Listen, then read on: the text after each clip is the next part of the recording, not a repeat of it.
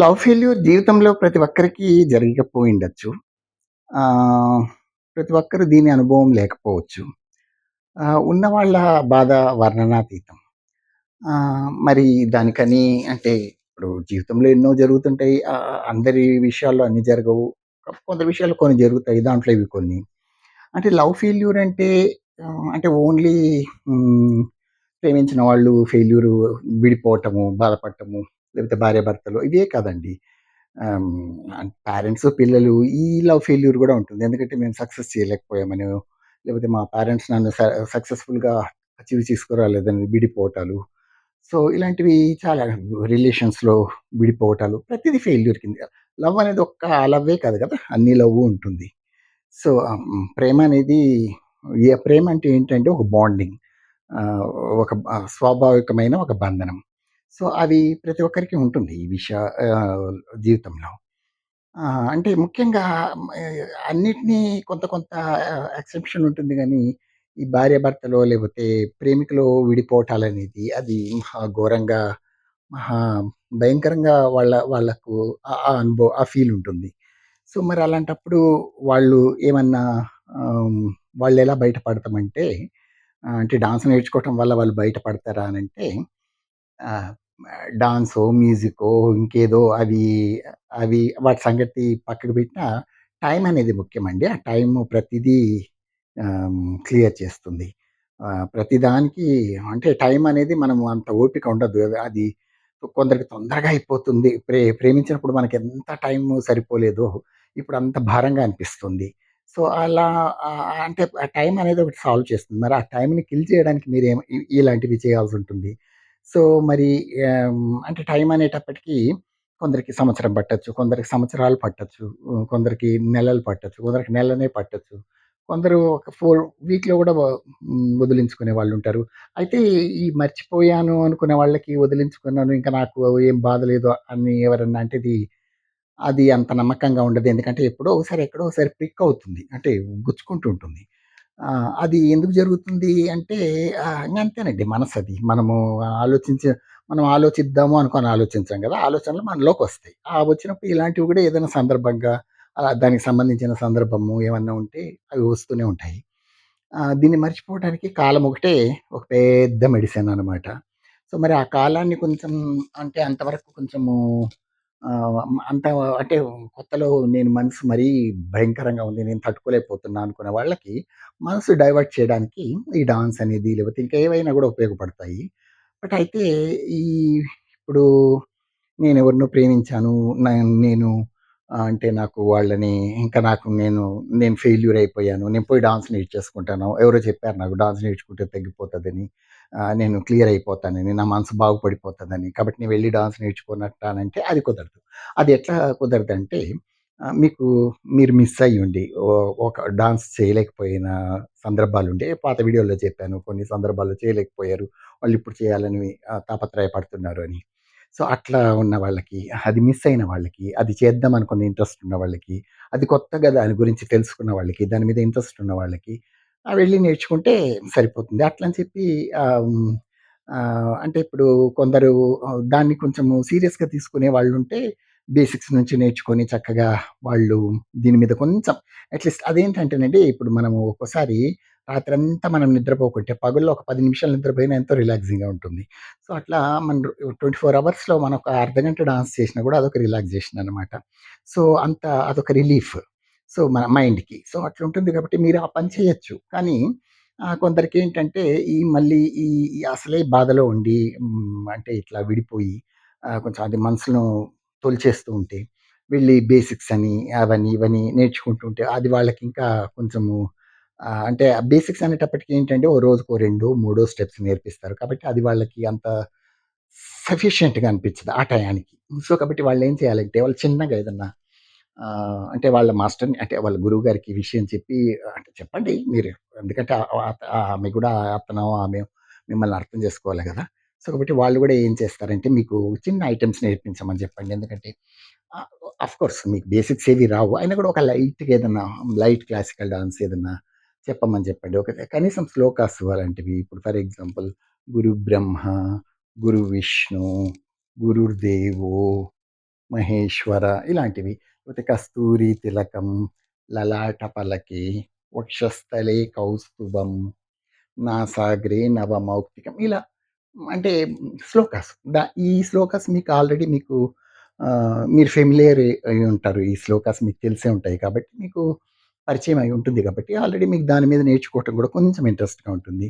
ఆ తర్వాత కొంచెం ఆ బాధలో నుంచి బయటపడిన తర్వాత అప్పుడు మీరు టిపికల్ క్లాసికల్ డాన్స్‌కి వెళ్తే సరిపోతుంది. అది కాకుండా మీరు ఎవరో ఏదో చెప్పేసారు. నేను వెళ్ళి క్లాసికల్ డాన్స్‌లో జాయిన్ అయిపోతానంటే అది మీకు ఎక్కువ బర్డెన్ అయిపోతుంది. ఎందుకంటే ఫస్ట్ దాని మీద మీకు ఇంట్రెస్ట్ లేదు. ఆ తర్వాత మీరు ఆల్రెడీ బాధలో ఉన్నారు. సో, ఇవి 2 కలుపుకొని మీరు అసలు తట్టుకోలేకపోతారు. ఇంకా అది కాబట్టి మీకేది ఇంట్రెస్ట్ ఉంటే దాని వైపు వెళ్ళొచ్చు. కాకపోతే క్లాసికల్ డాన్స్‌లో ఏందంటే ఆ గురువు అర్థం చేసుకుంటే మిమ్మల్ని ఆహ్, అతను మధ్య మధ్యలో ఆమె లేకపోతే అతను మధ్య మధ్యలో మీ విషయాలు మీరు ఏమన్నా చెప్తే గూడా విని వీలైతే ఏదైనా సొల్యూషన్ అంటే ఓహో! అలా జరిగింది, ఇలా జరిగింది. ఎవరైనా ఎగ్జాంపుల్స్‌గా ఒక సైకలాజికల్ గైడెన్స్ లాగా అనుకుంటే కూడా ఇప్పుడు నాకు సైకియాట్రిస్ట్ స్టూడెంట్స్ కూడా నా దగ్గర డాన్స్ నేర్చుకుంటూ నాకు చాలా బాధలు చెప్తారు. అసలేంటండి సైకియాట్రిస్ట్ ఏంసి వీళ్ళకి బాధలు ఉండటం ఏంటి? వీళ్ళు నాకు చెప్పటం ఏంటి? మళ్ళా నేను చెప్పింది విని అవును సార్ మీరు చెప్పింది కరెక్ట్. ఆ టైంలో వాళ్ళకి అది అంతగా రుచించలేదు నేనేదైనా చెప్తే. ఈయనేదో చెప్తారులే అనుకున్నారు. ఆ తర్వాత మళ్ళా కొన్నాళ్ళకి వాళ్ళే చెప్పారు. సార్ మీరు చెప్పింది మేము అప్పుడేదో నిజంగా ఇగ్నోర్ చేసాం మనసులో. ఆ తర్వాత మళ్ళీ దాన్ని ఫాలో అయ్యాం ఇష్టం లేకుండా. కానీ జరిగిందండి కరెక్ట్‌గానే ఉంది అని అంటారు. అంటే ఇది అనుభవం ద్వారా వచ్చిందండి. ఏదో చదువుకోనో, చేసో కాదు. సో, అలాంటివి కొంచెం ఇప్పుడు ఇప్పుడు ఏ ఒక్కరు ఎవరి కొరకు పుట్టరండి. ఏ ఒక్కరు ఎవరి కొరకు చనిపోకూడదు. అందుకని. ఎందుకంటే ఇప్పుడు సయామి కవలలంటారు. ఒకటిగా శరీరాన్ని అతుక్కొని వీణావాణి ఇలాంటి వాళ్ళు ఉన్నారు గదా! సో, ఇలాంటి వాళ్ళు గూడా ఒకరినొకరు అతుక్కొని పుట్టినా వాళ్ళ మనసులో ఒకటిగా ఉండవు. ఆ అమ్మాయి 2 తలలు గాబట్టి ఒకరి ఆలోచనలు ఒకరు, ఇంకొకరి ఆలోచనలు ఒకరుంటుంది. సో, కాబట్టి ఎవరు ఇప్పుడు ah, hmm. Marriages are made in heaven అనుకుంటే అప్పుడు ఇన్ని హత్యలు, భార్యలను చంపుకోవటాలు, భర్తలను చంపుకోవటాలు, ఈ పిల్లల్ని ఇవన్నీ ఎందుకొస్తాయండి? సో, వాటి అలాంటి సెంటిమెంట్స్ అంటే ఇప్పుడు ఎవరితో అయినా మీరు బాండ్ అవ్వటం పెద్ద తప్పేం కాదు.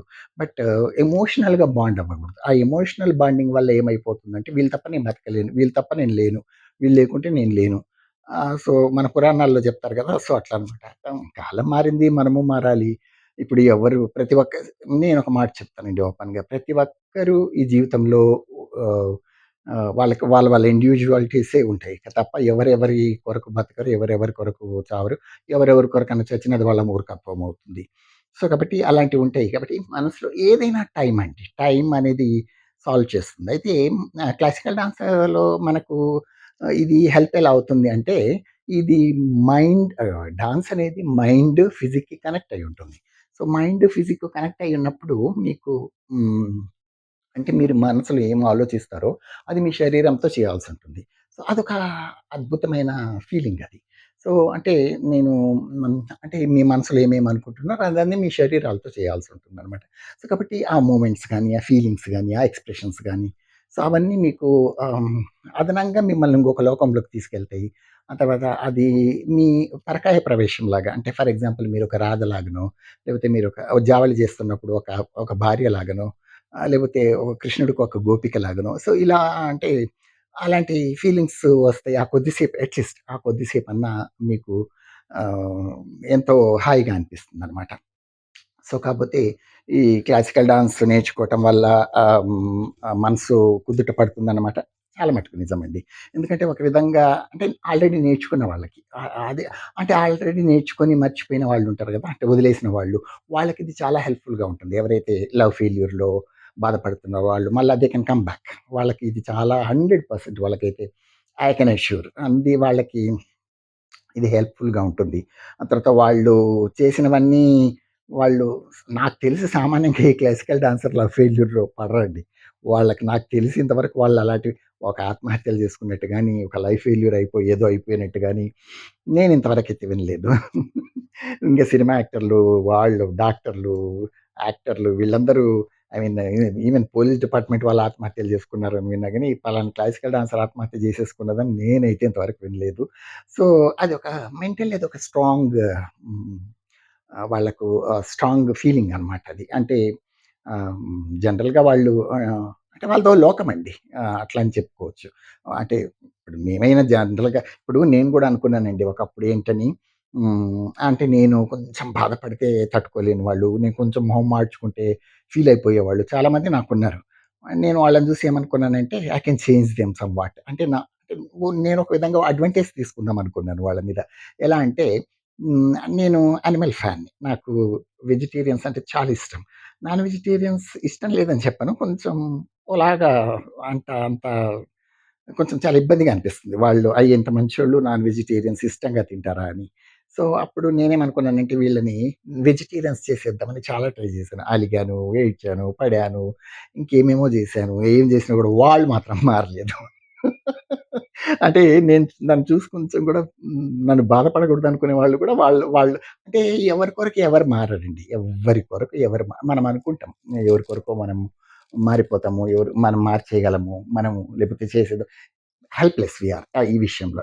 ఎవరి వాళ్ళు రియలైజ్ అయితే ఏదైనా మారాలి తప్ప, ఎవరైనా మారారు అంటే అది నటించినట్టే. ఇంక నా నా నా ఉద్దేశ్యం అయితే అది. సో, కాబట్టి మీరు ఏం చేయండి హ్మ్, పాత విషయాలు మర్చిపోవాలా అనుకునే వాళ్ళు ఆహ్, మీరు ఆల్రెడీ డాన్సర్ అంటే మరీ లక్కీ. డాన్స్ క్లాస్‌లో వెళ్లి జాయిన్ అయిపోండి. మీ మీ గురువు గారికి చెప్పండి మీ ప్రాబ్లమ్ ఏంటో.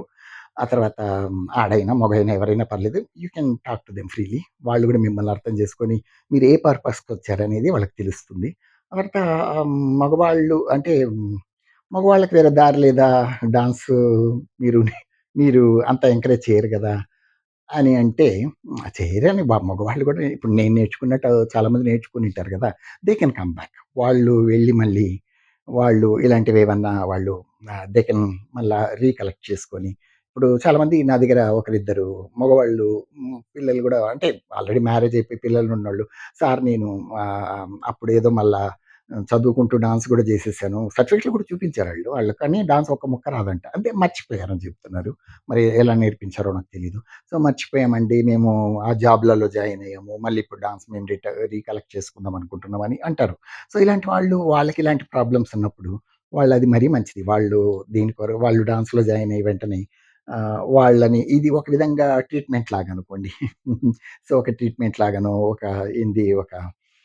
ఒక మెడిటేషన్ లాగానో లేకపోతే ఒక గైడెన్స్ లాగానో ఏదో అలా అనిపిస్తుందనమాట. అలా మీరు కొంచెం రిలాక్స్ అవ్వచ్చు.